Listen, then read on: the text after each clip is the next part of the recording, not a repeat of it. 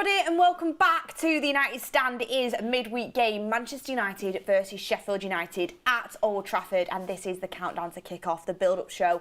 Welcome everybody and make sure to get all of your comments, all of your hot takes, any questions you want to ask in the chat down below. And we are joined with Ricky, who's back. You've been away for a while. Happy to be back. Glad to be back. Yeah, over the moon as it happens. A lot's happened. We'll get into it. Yeah. And we've also joined with Tul as well. And I get to be on a show with you this week, so that's good. Good stuff. Yeah, looking forward to it. The Scouse accent's thrown me off a bit. Right. I cleared this up last time. If you ask any... I did listen to it on the way home from Wembley. Anybody from outside of Merseyside tells me it's a Scouse accent. Anybody in Merseyside tells me it's not a Scouse accent. People from Liverpool don't accept. People from St Helens, they don't want anything to do with them, which is fine by me, gladly. It's all right, don't worry. We know you're a red on here. But everyone in the chat, get your comments in. Sheffield United at home. Ricky, surely it's a win. You would expect so. You would expect so, but Sheffield, we've just drawn with Coventry at Wembley, haven't we? So who's to say? You never know. I mean, tonight, Sheffield United at home. How do you think the players will be feeling going into this after the back of, obviously, the 120 minutes they had to play against Coventry in that slim win on penalties? Yeah, well, they'll be knackered, and we were talking about the squad a few minutes ago. Very slim pickings today. McTominay out now as well, Rashford out. I mean, our midfield three has got to be Mainu, Eriksen and Bruno, because that's the only midfielders we've got available. I think we've not going to... He's going to play centre-back. He's got to play centre-back, so we're not even going to have any midfielders on the bench. So obviously they're going to be knackered, but Old Trafford's going to be ringing with Wembley's, so...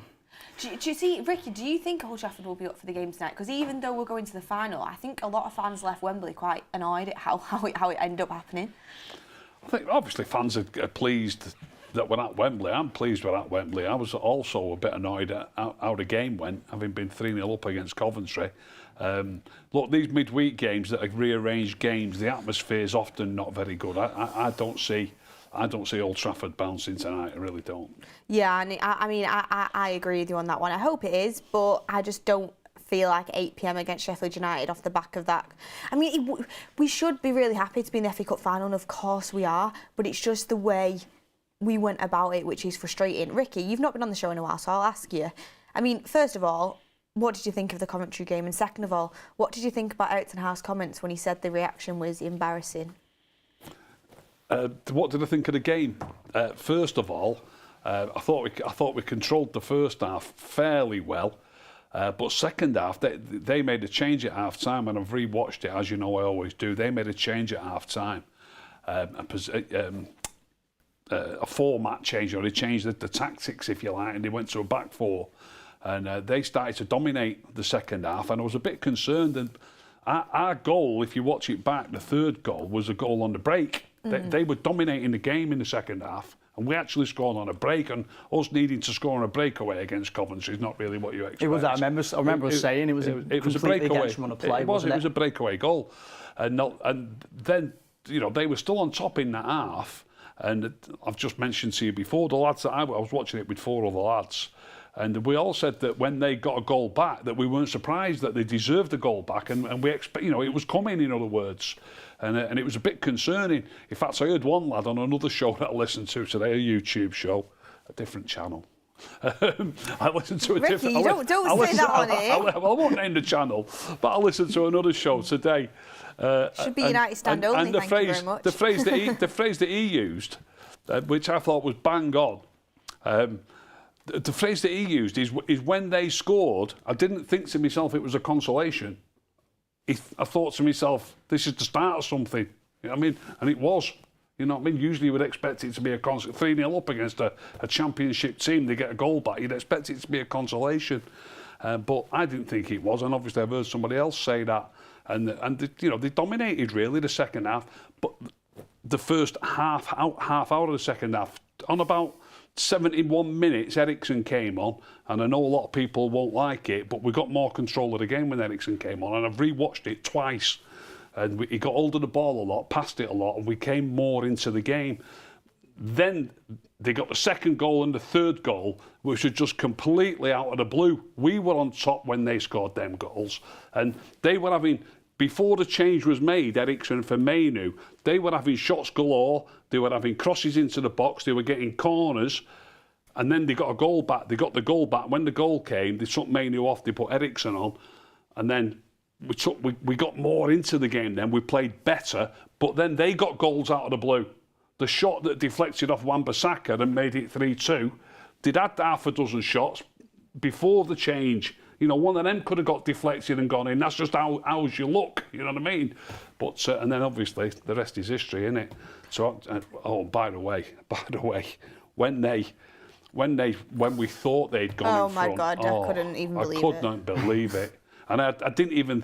Usually I'm more on the ball than that. Usually I do think to me, even when we score or when the opposition score, normally I'm more on the ball. Oh, could it be wrong? Let's have a look at VAR. It didn't even cross my mind that it might be offside. My bottle just went. I thought, that's us. We are out of the cup to Coventry City. And the manager's so lucky. I mean, look, VAR's there for that reason. And I've said this many times, and I'll say it, whether we score a goal or whether a goal's scored against us. I hate the fact that VAR's come in and it disallows goals when somebody's big toe's offside or, you know, they're 2 inches offside. I know people say, yeah, but offside is offside. And I don't know how they could do it with VAR. Like, where do you draw the line? Where do you draw the line? I don't think that technology can be that accurate that they know the split second that the ball leaves the player's foot. Do you understand what I mean? They're bringing automated VAR in next year, so that'll be a lot better. Will that make it better still, will it? Automated, to be automated, I feel like that'd make it worse, to be honest with you. So is a human's not going to be making the decision anymore? It's what they used in the World Cup, I think it was. The 2018 one? Yeah, where it just like, it would literally tell you whether it was like a system that told you whether it was offside or not, and you could see it, that kind of between the thing. A lot of the chat aren't happy with your Eriksson take, Ricky. One thing I would say personally, and you know, if everyone saw my reaction after the game, I said this, so I'm not just backing the chat up, like I genuinely did think this. When I was watching it in real time, I thought Mainu for Eriksson was a really poor substitution. I thought, yeah, Eriksson, you know, he's good on the ball, we know that, but I thought defensively in transition, he was nowhere to be seen. Not true. And I did think they were cutting through us a lot more easily. No, they weren't. With him on the pitch. You said, you know, you've rewatched it. Yeah. I've not rewatched it. So if I rewatched it with you, you'd probably show me things and I think differently. But that's just what I watched in the game. But like you said, it is different to rewatch it. Yeah, when you're watching a game and you want your team to win so much, you're so emotionally involved and everything that goes wrong, especially if you're one of your players who you think is a good... Look, I love Kobe Mainu. I think Kobe Mainu is going to be an absolute star. But there's nothing wrong in a young player, or any player, there's nothing wrong in a young player having a slightly off day compared to what he normally has. And I'm not talking about the first half, I'm talking about the second half. I've rewatched that second. I did watch the first half again, but I've rewatched the second half twice because I'm so interested in that many people that are saying that it went wrong on the substitution. It happened to... the substitution was made on 3-1. And they were back in the game and the tails were up. The substitution, it was made on 3-1, not 3-0. And then after that, we were more in control and they got 2 slutchy goals out of the blue. They were looking like scoring more before that substitution got made. Like I said, I've just said to, you know, there's a few of us in the room before, anybody can come and I'll show you and you will see it. If I show it you, you'll see it and you'll be amazed. And Kobe, look, like I've just said, I love him. He's absolutely fantastic. That game was passing him by. It was passing him by. I'll tell you a substitution I found interesting. When we 3-0 up and we prepared Anthony to come on, I thought that was a bit of a strange one, to be honest with you. I thought that was a strange call. He came on at 3-1, but he was preparing to come on at 3-0. Yeah, and Anthony's a completely different winger to Garnacho, isn't he? Garnacho's more exciting. He'll go at people, try and get past people. Anthony, to me, he looks after the ball a little bit better. He's a little bit better defensively. And at 3-1, again, look, I'm not even an Erik Ten Hag fan, as you know. Again, at 3-1, I wouldn't be against bringing on a winger who's going to defend better and look after the ball better, as opposed to somebody who's more exciting. So it all went wrong. It only went wrong because of the slutchy goals, slutchy handball decision, and a deflected goal. It only went wrong. It didn't actually go that wrong in the play. We were actually playing better after the substitutions. It's hard to get that into your head when you're thinking, they've scored again, they've scored again. Deflected goal and a penalty were obviously unfortunate, but then that fourth one was the defending was shocking, but we just looked absolutely tanks, like genuinely, and they just didn't feel like the players had anything left. But I still think whoever the players were on that pitch, should have seen that game out. Thankfully, we ended up getting through penalties. But talking about the winger situation, obviously a lot of people weren't happy with Rashford in that game. I'll come to you in a second on this. Apparently he got boos. I didn't personally hear them, but I was more on the Coventry City side, like where I was at. But apparently he got boos when he came off because of how poor his performance was. I think it's a build-up with the poor performances this season, but Mark has actually just tweeted now, interesting to see what Ten Hag does, re Rashford tonight. Rashford has a knock, but could still feature. Surely it's an open goal to start Garnacho on the left and get the crowd behind the selection. We'll see. So I thought Rashford was going to be completely out tonight. When I saw him walk through the mix zone, he looked injured. I think he was talking about whatever his injury was being swollen. He looked in discomfort. I thought, no way he'll be fit for Wednesday. Apparently, he could still feature tonight. I mean, what do you reckon Ten Hag will do with it at all? Well, going off recent history, he'll probably start him because he never drops him. I think it's perfect time to take him out firing line, to be honest with you. Let Garnacho have his game on the left. I can't really remember the last time Garnacho had a game on the left. He's been on the right for a little while, hasn't he? I'd be shocked if he starts, to be honest with you. If you want him to drop Rashford but not have the whole hoo-ha of dropping Rashford, it's a perfect opportunity. You just say he's injured, which he is, and he's obviously carrying a knock. So it is the perfect opportunity, isn't it? And I think the crowd will probably be behind that selection. But if Rashford is to get dropped, who would you bring in for him? Obviously, you'd move Garnacho to the left, but who would you play on the right? Would you go for Anthony? Would you go for Ahmad? I think it's a toss-up, really. I think he'll go with Anthony, to be honest with you, just because he seems to pick Anthony over Ahmad in the recent games. Garnacho is obviously on the left because nobody else can play on the left. I think it'll be Garnacho on the left, Højlund up top, and Anthony on the right. Could be Ahmad. Who have we got on the weekend? Who do we play on the weekend? Burnley. Is that Saturday, Sunday? Saturday, yeah. Saturday. It could be a case of Anthony starts one game, Ahmad starts the other. Interesting. I mean, Garnacho apparently was carrying a little bit of a knock as well. I assume he will start. But Ricky, I mean, would you just maybe even rest Garnacho, make sure he's fit for Saturday? And would you be opposed to playing Anthony and Ahmad together? Would you still put Garnacho in there? I mean, how would you line it up? I definitely like Ahmad to start, 100%. I think the lad played really well again when he come. Every time he plays for me, he plays really well, and we've said on here many times that the manager's not treating him right. We said after he came on against Liverpool, he played as many minutes against Liverpool in one game as he'd played previously. I know that was a cup tie, but he'd only played about 46 minutes in the league all season, and then he played for 46 minutes against Liverpool. You know what I mean? Yeah. And he was great against Liverpool. He got half an hour again at the weekend. I thought he was brilliant at the weekend. I don't know what the manager's worried about. It's almost as if he thinks that he's miles worse than the others wingers, so he doesn't deserve to get a game here and there or a good half hour on a regular basis. For me, he's probably better than the other wingers. Give the kid a chance. Give the kid a chance. I absolutely agree. I think he should get a bit more game time. I mean, Tul, how do you feel about Ahmad? Do you rate him? Do you like him? Oh, I love him. Absolutely love him. Came on against Liverpool, was brilliant. Came on against Bournemouth, was good. Looked after the ball very well. Same again against Coventry. He comes on, he looks after the ball. And you know what? That's something we should value, because there's not many players in our team who actually really take care of the ball. There's probably a handful who you can actually really, if your life depended on it, to not give the ball away. You could probably only pick about 3 or 4 people in that squad who you trust. I think Ahmad's one of them. Definitely deserves more game time. I think that's one thing that I'm struggling to get behind Ten Hag with, is like Ricky said, he doesn't really reward players for the performances. A lot of favouritism, isn't there? Even Anthony, I even thought with Anthony when he came on he started against Chelsea, away a few weeks ago. I thought it was brilliant. Agree. And he didn't start for the next 2 games, and it was 2 games in 1 week, and he didn't start either of them. And I think it was the time when he pulled his face about it, and there was a thing on the news. Apparently it was an injury, but United said it was an injury, but there was a lot of rumours that Anthony was annoyed that he didn't start, basically. Yeah. But to be honest with you, I mean, I'm not saying he went about the right way, but you would be annoyed, wouldn't you? He played brilliant against Chelsea. He's by far our best player.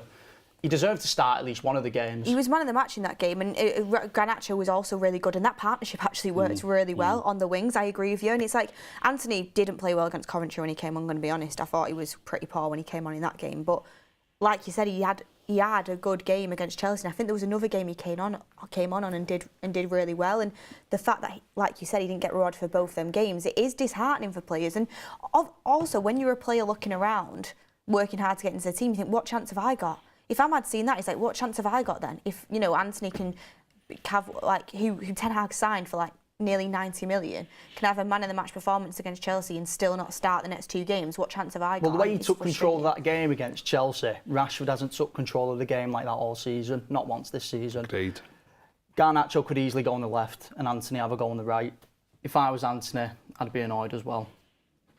Yeah, interesting stuff. Getting the poll down below, though, because we assume Garnacho will start. Garnacho has, for me, been our best forward player this season. I would assume Ten Hag will go with him again, but he also might have to rest him because of the injury. He started so many games, played so many minutes, but I do think Ten Hag will play him. So we've gone for the poll. Who should start on the right wing, Anthony or Ahmad? Get in the comments down below.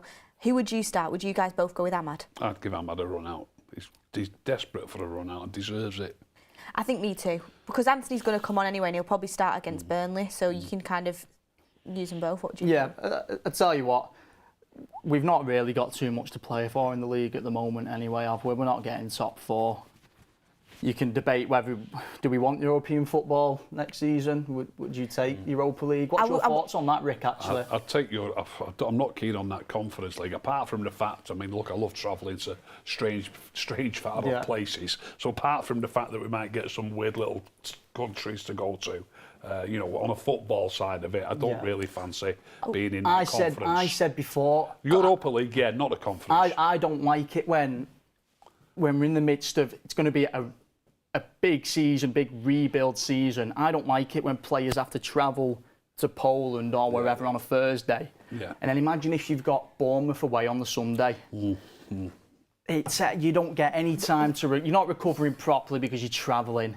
The one thing I would say is if we were in the Conference League, it'd give opportunity for Ten Hag to actually play, you know, players like, for example, Ahmad, who hasn't really had minutes this season, and give the likes of them a chance. I personally, for me, I want Europa League. We should get Europa League, I hope. And through the FA Cup, it's going to be difficult against City, but that's what I'm aiming for. But that's still in question. But we've got, you know, you've got Sheffield United, you've got Burnley. First start is you've got to win both them games, or else again Ten Hag's going to come under fire. But we've got a little bit of breaking news that I'll bring out. Sam C reports, a report from the United Stand. Sam says Marcus Rashford is not in the Manchester United starting 11. Sources confirm he's had a minor niggle all week. So Rashford not starting, which opens the door for either Anthony or Ahmad. We'll see who it is. Any team news comes out, I will let you know. We'll be the first ones to bring it to you. Got some super chats in. Leon Devon Red says, coming to my first game in 2 years on Saturday against Burnley. Can't say I'm looking forward to the game, but just be nice to grace Old Trafford again. Hopefully it'll be a decent one. Burnley, we've got a history of Burnley, haven't we? But they're very different under Vincent Kompany. Stephen Coburn says Marco Rose would be a good replacement for Ten Hag. Nate says Rashford plays 90 minutes every match. Ten Hag has backed him constantly. It's obvious the club are protecting their cash now. It's a joke. And then he's put hashtag free Faz. Faz will be back. Faz will be back. We do miss him here on the channel. So the poll at the moment, I can't see it.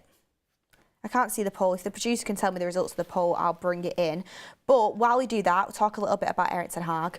So Manchester United's only defeat in the past 10 Premier League meetings only defeat with Sheffield United in the last 10 Premier League meetings came last time this fixture was played at Old Trafford, losing 2-1 in January 2021. So we have lost when Sheffield United were bottom of the league before at Old Trafford. You remember that, don't you, Ricky? I do remember it. I remember it. Did Martial score the one goal that we scored? Well, I remember us losing to him. I can't remember too much about the game. I think Solskjaer was in charge, wasn't he? I mean, I think we will win tonight, despite how poor we have been recently. But how many shots is Sheffield United going to have on our goal? I mean, that's a question. 20 minimum, Usually. if we're going off recent history. Because here's another one for you. Man United have conceded 74 goals in all competitions this season, their most in any campaign for 45 years. Sheffield United have conceded 88 goals in the Premier League, leaving them just one behind Derby's record of 89 in a 38-match season. Yes, so Derby, who everyone says the worst ever Premier League side's been, they're only one behind Derby's record. So as bad as we've been in terms of conceding shots and conceding goals, Sheffield United are very, very poor. At Old Trafford, there's no excuse. I mean, Ricky, Ten Hag, every game's a must-win for him now, really. But how under pressure do you think he is? I think he's under big pressure. I mean, obviously the Champions League places now are out of the question. He's got to finish in a position good enough for the Europa League. As I say, like you just said, we're not likely to beat City. You could still get Europa League through. And people might say, "Oh, we don't want Europa League," but the club will want Europa League. They don't want to not be playing in the midweek, and they're not going to want to be playing in that Conference Cup. You know, this Europa League now has taken on a bigger meaning for us. So I think we need to finish 6th, don't we, to get. If City beat us in the Cup, I think 5th and 6th get in the Europa League. I think 5th go into it, the 6th go into the qualifier, or Right. Is that right?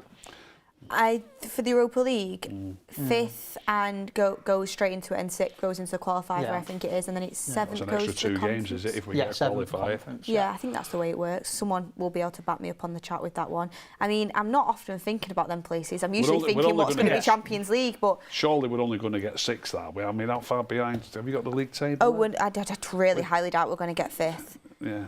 I mean, there's a chance in the FA Cup. Obviously, you win the FA Cup, you go into the Europa League, but it's like slim, innit? Yeah, slim. Very, very slim.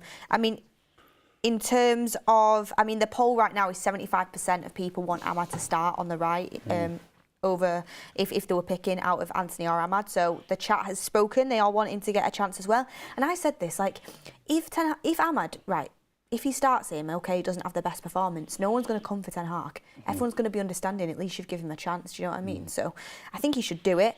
Manchester United, we're in 7th spot at the minute, level on points with Newcastle, but our goal difference is worse than them. 5th spot is Tottenham with 60 points, so we're not getting 5th. We're not getting 5th. The best we can hope for is getting 6th. But God, imagine if we don't even get 6th. We'll be in the Conference League. Jesus, Nora. Then we have got to win the FA Cup, haven't we? Yeah, oh my. Do you know what? I thought we had a lot more chance of getting the Europa League. Now I've looked at the table. I mean... It's tough, innit? It's one of them. Like, you kind of want the money for getting into that competition, but also would you rather not even play the Conference League? God, we'll have to see. Winning against Sheffield United and Burnley would be a good start. Daniel Sturtridge in the chat saying, Ricky, you are talking sense, has helped me through some tough times. Thank you, mate. Really struggled being away from home at uni, but you've helped me. My pleasure. Nick James says, we should sign Garassi, 50 million release clause, backup striker. Going to talk about the striker in a second. So we were talking a little bit. Obviously, we expect Rasmus Højlund to start up front for tonight for Manchester United. We all love Rasmus here on the channel and we think he's got a bright future, but he has come under a little bit of criticism recently, Tul. I mean, what are your thoughts on Rasmus? And he is going through a bit of a goal drought right now, isn't he? Do you think it's more the team? Do you think he needs to help himself a little bit more? No, I do think there's definitely a big part of his game he needs to improve on. I think he could definitely do with an experienced striker alongside him to help kind of guide him. I'd love an Edinson Cavani right now. I'd absolutely love a Cavani right now. Regardless of the goals, my main concern with Højlund is he seems to be getting swallowed up by centre-backs. I thought it against Bournemouth away. I thought he was too easy to play against. I thought the same against Coventry for the 90 minutes. I actually thought Højlund was better in injury time than he was in the 90. I thought in the 90 he was just way too easy to play against.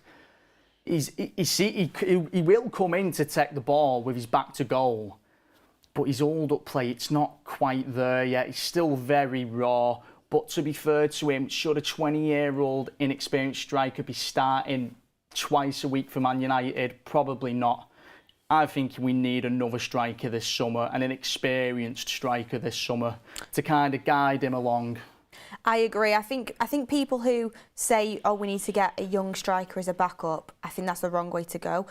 I think Rasmus has a lot of potential. Do not get me wrong, a lot of potential, and I do really like him. But like you said, he needs someone there to guide him and help him a little bit. And that doesn't mean he's not going to start games for United. He absolutely will start games. Like I've said, he's played 100 minutes, 120 minutes against Coventry. Probably could play 90 again tonight. He's going to be against Burnley. Like he's going to be running on fumes, and he's so physical and he works his absolute socks off. But this is why I keep saying, like, the reason why I would go for the likes of like an Ivan Toney is Ivan Toney can bully centre-backs. He's a nightmare for centre-backs. That's something that Rasmus needs to bring into his game. And, you know, Ivan Toney's been through all the leagues of English football. He's got that experience. Rasmus, before he came to United, he did an interview and he said, you're not going to like this one, Ricky, but he said that the toughest centre-back he's played against is Chris Smalling in the Serie A. I know you rate him, but if that's the toughest centre-back he's come across, like, that shows, like, you know, he needs experience. He only came in halfway through the season with Atalanta, and this season for United got knocked out of the Champions League, not through his fault. Through him, we should have gone through with the goals he was scoring there, but didn't get that experience there. So for me, this season's a big learning curve for him. But I think he isn't helped out by the fact I don't think we create enough for him. I massively agree with that. So any slight chance he has, if he's not scoring it, people are like, oh, when realistically most strikers for top teams in the Premier League, they get numerous chances a game to kind of, you know, have that opportunity. It's slim pickings for Rasmus. So I think it's a mix. I think he needs to improve a little bit, but I also think the team massively needs to provide for him more. But I'm with you in the sense of he's got such a big future at United, but that doesn't mean we can't bring someone else in. And I think bringing that experienced striker in will help him go to that next level. The team, as a team, we do need to create more chances, but he's a part of that. It's not.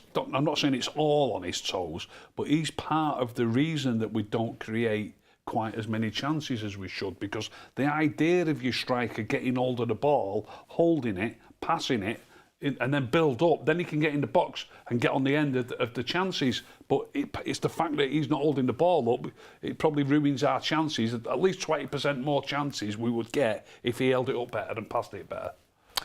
I mean, I actually think it's something he was doing really well at the start. Like when he was going through that patch where he was scoring a lot of goals. Recently, I think it's been a little bit tougher for him, but it's just, he's young and he's going to need time to progress. And at 21, you're not the finished article, but I think he will get there. And I think he's got all the attributes. It's just we need someone else to help him along the way.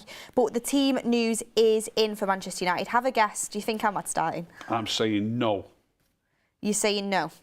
You're saying you don't think I Ahmad don't think is he'll starting? have picked him. I think he'll go with Anthony or Garnacho. OK, well, you're right. No. So the starting 11 for Manchester United. Gutted for the kid. Ten Hag's so predictable, isn't he? Yeah. So the for the kid. starting 11 for Manchester United is Onana in goal, Dalot and Wan-Bissaka as the full-backs, Maguire and Casemiro as the centre-backs, a midfield three of Mainu, Eriksen and Bruno Fernandes, and then a front three of Anthony, Garnacho and Rasmus Højlund. So Anthony gets the nod. Yeah. I mean, Ten Hag's predictable, isn't it? Let's be honest. It's nailed on what the team was going to be like. To be honest, though, like, I still think Ahmad will get minutes.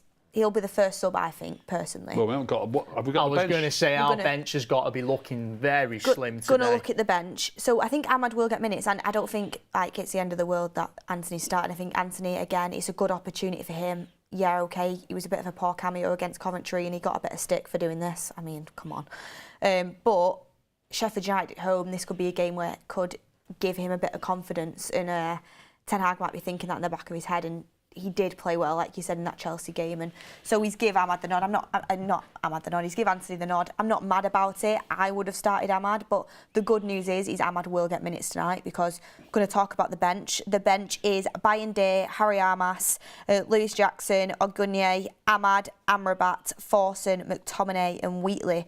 So Amrabat and McTominay have made the bench. McTominay's made it. I wasn't expecting him to. They're supposed to be injured. I don't think McTominay's fit enough to play. He's just making up a number. And Amrabat's just come back as well, Amrabat's just come back. I don't know if he'll be fit enough to even play, to be honest with you. But do you know what I would say? Obviously, Harry Armas, Ogunye, Lewis Jackson, Ethan Wheatley. I think all of them were part of the squad yesterday that won the Under-18s Premier League Cup, which was brilliant, and they only played the first half because Ten Hag needed them to be part of the squad today. He realised how important that was to them. Wouldn't it be nice today to give out a couple of debuts? Sheffield United at home. Well, it would, but he needs the points in the bag done a big time. But realistically, I don't think there'd be any messing about, if you call it messing about. I don't think there'd be any messing about. Kids get the chance when they deserve a chance, but they've not just got to deserve the chance. They've also got to be confident. The management have got to be confident in them to actually provide. You know, they do well when they play, and he needs the points tonight. There won't be any messing about. And you've just said, I mean, don't disrespect Sheffield United. You've just said it's a game where Anthony could gain his confidence. What do you mean by that? That he might go and bang a goal or two in, because it isn't going to be that. I hope it does work out to be that easy, but it won't necessarily be that way. We actually really struggled against Sheffield. We struggle against anybody. We struggle in the away team, yeah. We struggle against anybody. We do struggle more, in my opinion, away from home though. Even though we have had some, I mean, we've had Bournemouth at home and Fulham at home that have knocked us, haven't they? So Palace. It's not as if our home form has been absolutely unbelievable. I'm going to have a look. Did we get a penalty in that Sheffield United game? No, we gave one away. We won 2-1, didn't we? It was a McTominay handball. We gave one away. Yeah, I'm not sure if we had a penalty. I think we might have done. It was Dalot outside the box that won it. scored and Dalot scored. Oh, yeah, so we didn't have a pen. We gave a pen away. Right, McTominay put us 1-0 up and then handballed it a few minutes later, I remember now. Yeah. And then Dalot scored that goal from outside the box to put us through, but it was an edgy game. And that's kind of where we're at right now. And like I said, I mean, have you seen Ethan Wheatley's goals from yesterday? By the way, they were top class. He looks like a top talent. Like I think he bagged like a hat trick against Liverpool a couple weeks ago as well. Like he looks so good. There's a few players, to be honest, in the under-18s that look really promising. Like there's a lot of promising players coming up through the youth, which is dead exciting. But when I said about maybe getting a debut tonight for a younger player, I mean that would be great. But we're at a point now where even if you're 3-0 up, you can't risk it, because we've proved it. We've proved it, haven't we? Yeah. Time and time again. Like, you'd think Sheffield United at home would be a perfect time to give a couple of these players who have been on the bench for a while now, maybe, 10 minutes. But like I said, I still think it's going to be an edgy game. Do you guys? I can't see us walking all over them, put it that way. But will these players come on and give a bit? They're playing really well right now. Realistically, there's probably as much risk as bringing a talent from the youth on as there is leaving the regulars on anyway, because the regulars are spewing leads every week. With one goal up and we spew it, 2 goals up we spew it, 3 goals up we spew it. So I think it's probably the same amount of risk as bringing the young lads on, to be honest with you. Gabriel Akari says our midfield lacks balance. Well, we knew it was going to be Eriksen, Mainu and Bruno, because McTominay is injured and somehow made the bench, and Amrabat has been injured and only just come back as well. So there was literally no other option. I mean, we've got 2 of our better players in there, I think. I think Mainu and Eriksen, you spoke earlier, Tul, about us not having enough players in the squad who look after the ball enough. Yeah. And you said there's only 4 or 5 who do, and I don't know if you agree, but I think Mainu and Eriksen are 2 of those players. Well, I said with the substitution at Wembley when Eriksen came on, I was okay with Eriksen coming on, but I would have liked to see Mainu stayed on the pitch, just because from this season he's the one player who I actually trust to look after the ball. Obviously, you'll get it from Eriksen, but I would have liked to have seen Mainu to stay in there alongside him.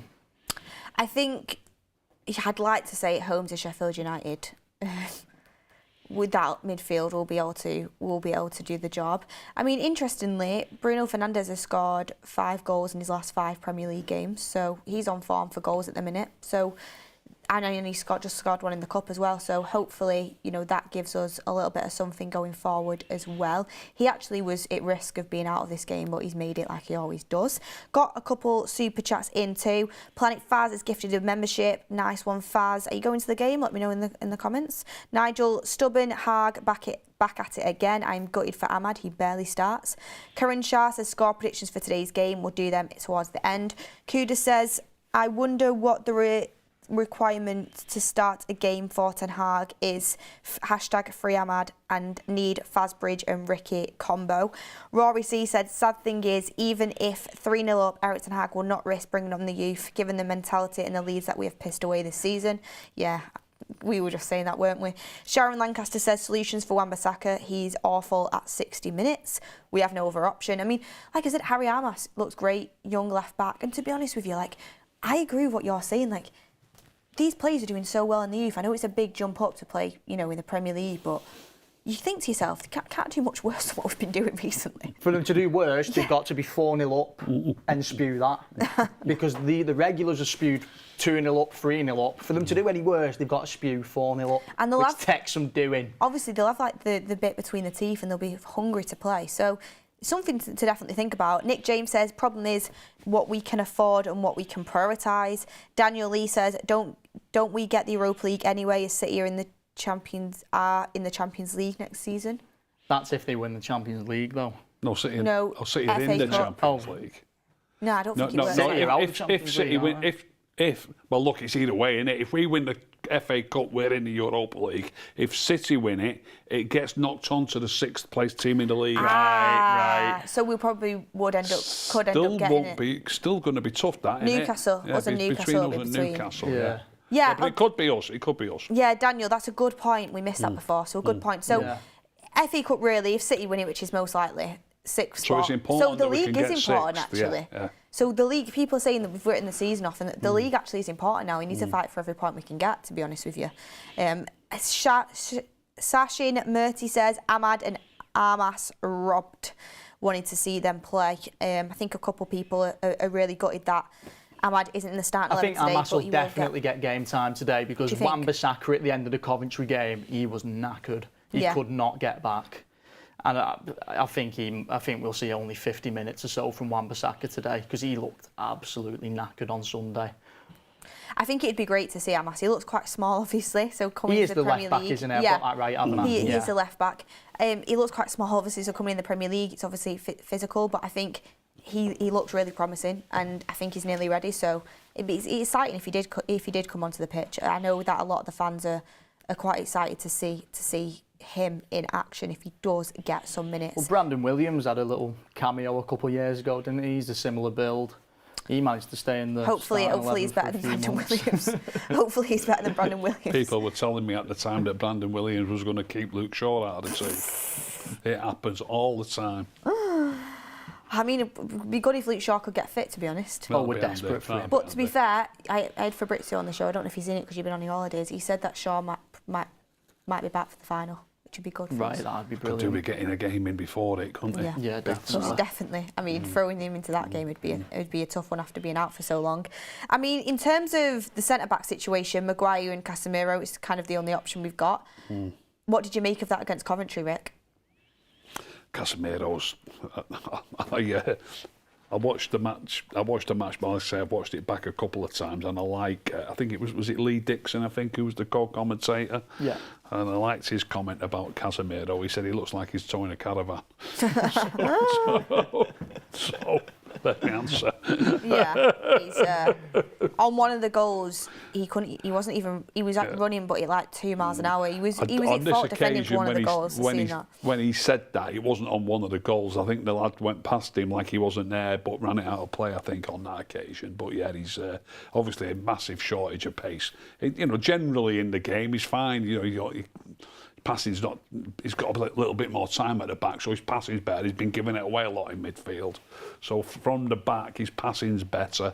Obviously, he understands the game. He's got a good positional sense. It's just if you do end up in them one-on-one situations, it was actually quite nice to watch him in the first half when he was just knocking the ball about. He looked comfortable. It was just as soon and there was no pressure. Exactly, they had 0 shots in the first half, and as soon as they had a little spell, he was all over the place. It was honestly hard to watch. Like that final goal, it wasn't just his fault, but like he was in no man's land. No, it was terrible. Absolute no man's land. It's a shame because apparently he's got a great mentality, really well-liked character, and obviously what he's done in the game, like he's won everything. He had a brilliant career at Real Madrid, but he just looks knackered. and he just doesn't look. I don't think he looks physically fit enough, to be honest. What on earth was he trying to do with his penalty? He didn't even look like he was. What did he call it? A Panenka, where they just chip it. It was like he thought of doing a Panenka. It's like he thought about doing it, but didn't really try it in the end. And he thought, I can't do this, and then he's gone in between like hitting it and a Panenka, and it's ended up what it is. I thought it was terrible. I wasn't happy. It was not a good way to start with the penalties, but maybe I was thinking sometimes, Casemiro knows he's not playing well at the moment. That can influence stuff like that to do with your mentality. When you're taking a penalty, like stuff like that can catch you off guard a little bit. So, because usually I'd 100% back Casemiro to score. Like he's scored penalty shootout for us before, but stuff like that creeps into your mind when you're taking penalties about his form. But he is playing at centre back. It's not his position, but people saying that in the chat, he wasn't very good at centre defensive midfielder either recently. So, yeah, it'll be interesting to see where he's at come to the end of the season, because I think a lot of people expect him to leave, but hopefully he can have a good game today. What I do want to say is I thought Maguire was good. Yeah. Maguire's been really good when he's been needed this season, so hopefully Maguire can put in a performance again today. I know he's playing maybe through a little bit of an injury as well. Great to see him, put himself on the line for the club, which is nice to see. Some players do that. Also playing against his old club in Sheffield United, isn't it? Yeah. Came from there. So. What we've seen from Maguire this season, which is lovely to see, we had it against Liverpool in the Cup and in the Coventry game, is when the team really needs it and we're going for it at the end, he does step up. And when we put him up front and he drifts up towards the end of the pitch, on the Coventry game, we weren't lofting it up to him. He was actually just carrying the ball up himself. It's nice to have a centre-back to really get a grip of the game and do that, because we've not really had it for a long time. Yeah, I agree with you. I think especially when he's a centre back where I don't see him as like a starter for United, like going forward in the future, but he has great attributes in terms of when he's in the box, anything that's coming in crosswise, he will get his head to it. Like he's a great defender in and around the box. And he's actually been pretty good on the ball recently. He's always been good on the ball, but he's just had moments where he can switch off. But he's been good at kind of dictating from the back recently. So yeah, happy with him. When you're trying to hold on to a lead, he's a great player to have to come in and defend them crosses coming into the box when you're getting peppered. But also, when we've been trying to score goals recently, he gets forward, he's a good target man. Vice versa. He was pinnacle against Liverpool in the 4-3. Because Bruno just looks for him every time, doesn't he? And he'll win it. And it works. Yeah. It works. No one's going to beat him in the air. Absolutely nobody. Yeah, so that is interesting. I mean, let's move on to players to watch. Your player to watch was? Kobbie Mainoo. Yeah, simply because he's the only football player in that team who I really thoroughly enjoy watching at the moment, to be honest with you. I actually, when you picked yours, can I give yours away yet? Or do you want to... No, you can give it, yeah. You picked Ireland. Yeah. And I wish I picked Ireland now because we're going to be playing against, I don't know the Sheffield lineup. Is it 3 centre-backs? Gonna have a look now. Let's have a look. Is it 3 centre-backs? Either way, he's going to be up against it. He's going to be up top by himself. It's going to be interesting to see how he handles it. It is something he's got to get better at. He's got to be harder to play against. He's got to be a bit smarter with his runs. I know he doesn't stop running, but a lot of his runs look aimless sometimes. Fair play to the lad, he'll never stop running, but I want to see a bit more nous from him, a little bit of smarter runs. It's a back 5 for Sheffield United, yeah. Yeah, so he's going to be up against it today. We're going to have all of the ball too, so we're going to be looking to play into him back to goal. So I filled in your player to watch for you because I didn't have time to message you about it, but I did it as Eriksen because I thought that's someone you'd want to be watching today. I mean, he's the only player in the team who doesn't really play a hell of a lot in the team. I think all the rest of the team are all pretty regular starters, aren't they? He's not really had much of a look in recently. This is an opportunity for him to kind of either one, put himself in the shop window because there's rumours he's going to leave in the summer, or two, maybe give Ten Hag something to think about. I don't think Ten Hag's going to think about it. I'm fed up with him. Fed up with it, Ten Hag. He's not giving Ahmad a chance. If you look at Eriksen's little performances recently, pretty similar. He played really well against Liverpool when he came on. I thought he played really well again at the weekend, and he won't be playing tonight if we had all the, look how many injuries we've got. You know, I know McTominay's on the bench, but he was supposed to be struggling with a knock, so maybe he's just not quite fully fit. Tell you what'll be interesting, Rick. This is what always gets said when Eriksen starts: is you can't play more than one half. Well, he might have to today. Because who else is going to... It's a load of rubbish. Who else is going to go there? Rubbish. I don't think it's a load of rubbish. He's as fit as a fiddle, Beth. What do you think he does with himself all week? No, I'm not... I'm not saying... stacking shelves well, in Tesco. Casemiro. What? He's another one who's, for me, not up to it physically. Well, do you know what? We'll see today. We'll find out. Eriksen, if you get caught... when you watch Eriksen, he does tire after a certain amount of minutes. You can tell. I'm with you, to be honest, Beth. If you get caught one-on-one with a pacey player, like Casemiro did at the weekend, if Eriksen got caught in that same situation, he would also get outstripped easily enough. But pace has never been a part of his game. It's never been a part of his game. I'm not asking him to be pacey. I'm asking him to be able to get around the pitch properly. And he gets around the pitch perfectly fine. He starts to tire, I think, after around 50, 60 minutes. When did he last play 50 or 60 minutes? Well, when did you see that? I remember thinking it last time I seen him play. Last time you seen him play. There was periods where I was thinking every time he was playing, oh God, it's like, it used to be like 70 minutes, now it's getting to half time and I'm thinking he's starting to knacker. Don't get me wrong, on the football, very good player. I just think physically, he has declined a little bit, but Casemiro was also physically declined. Did he start in the cup final last year? I don't think that's the last time I remember him starting. Do you know what it is as well, mainly for me?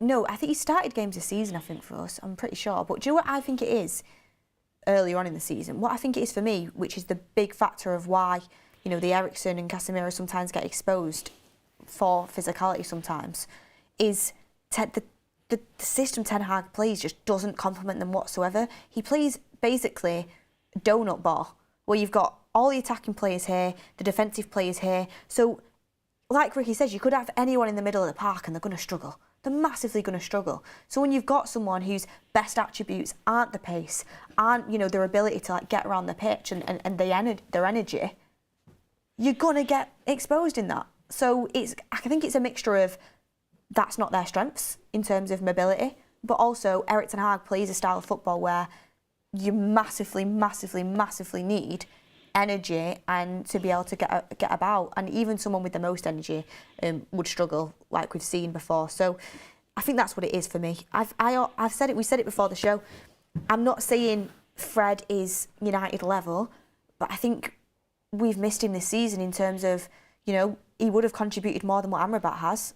And I never thought I would say that, but that's kind of where he could have definitely been the engine room for Casemiro.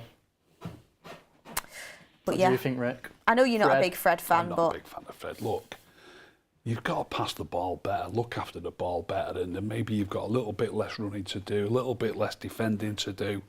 You know, we've got other players in the team who give the ball away too easily. Rashford loses it too easily. Bruno gives it away too easily. If we had other players who looked after the ball better, then players won't be getting caught out as much. They won't be having as much running to do. They won't be having as much defending to do. We do too much defending because we give the ball away too cheaply. We don't move the ball, circulate the ball around the players like if you watch City. I mean, I put a couple of clips on Instagram today, and a couple of people said half of them passes are backwards, but half of the passes that are backwards, they lead to somebody passing it forwards or passing. You have to create angles. If I pass it backwards to someone, that person can see what's that way. I can't see what's that way. You know, you've got to create angles, and it's all, you know, loads of your passes have got to be backwards just to keep the ball. I agree with you, but I just don't understand. And I think for any other team, like moving Fred on would have been the right move, but we didn't replace him properly with a profile with that sort of like energy and the way he can, you know, he's like a wasp. He can swarm you and get the ball, and he's not. There wasn't too many takers in the bigger leagues, was there? He's not a top class player. He's gone playing in Turkey, I'm not saying that he's not a top class player. I'm not saying he is. Yeah. But I'm saying for the way Ten Hag's played this season, where he's literally, you know, it is that sort of football where you need energetic players. You didn't replace him with someone who is energetic. You replaced him with Amrabat, who you've not given a chance and looks quite sluggish when he plays. So it's like, I just don't get Toby that. Mayhew's come into the team, hasn't he? And McTominay still plays quite a lot. I wouldn't have Fred in front of any of them two, not in a million years. No, No, like you said, Kobbie Mainoo's obviously levels ahead. You do get injuries as well, so you know there is space for other players to come in, but. Look, Fred's done some good jobs for us. He's played in a couple of teams when we've beaten City, so his work rate has come in handy in games like that. It's a good squad player to have as well. But overall, he's not good enough for Man United. And no, he's not. But not a lot of the players are. Yeah, but that's why there's been no take. Yeah, but there's the other players that we're talking about. I mean, for example, they had loads. This is just one example. You don't have to go on. Oh, he's on about Scott McTominay again. But Fred and Scott McTominay were in the same squad. And people were telling me Fred was better, and he's gone playing in Turkey, and yet West Ham wanted Scott McTominay, Newcastle United wanted Scott McTominay. Do you understand what I mean? I get what you mean, but I've got a point to come back on you with this. But I get you, and I think you're onto something there. Scott McTominay has attributes that these nobody wanted Fred. That these teams kind of wanted. Fulham wanted Fred actually. Oh, did they? Fulham wanted Fred, but he wanted to go to Turkey. Fulham wanted to sign him, but what I would say is, you say this, and I've got a point to come back on. Who's a player that Ricky really rates? Donny van der Beek. Not a soul wants him.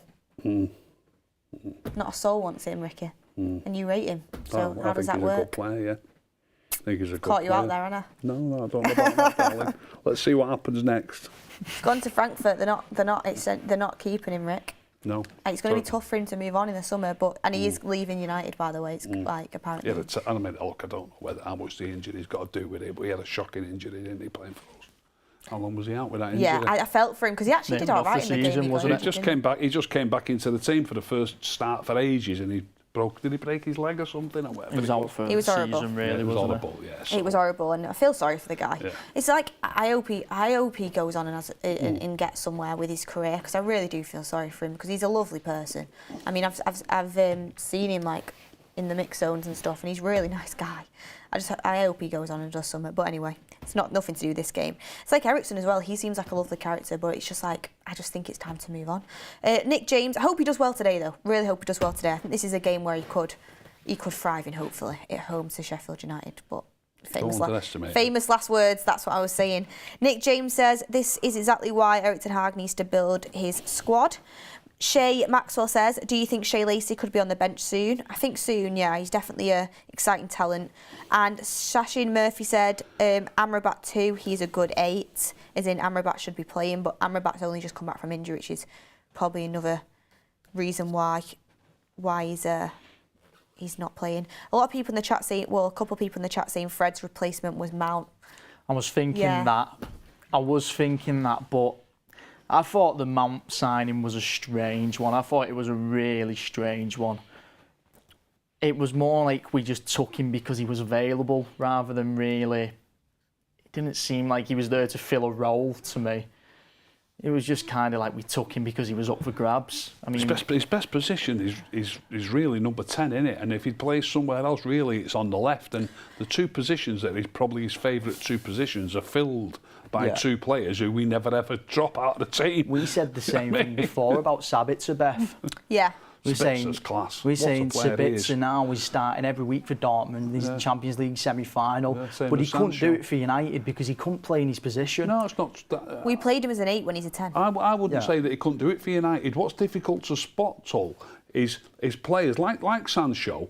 When they're looking after the ball, I've sat here many times after the game, and everybody on the panel has said, "Oh, Sancho didn't do much," and I'm saying Sancho played well.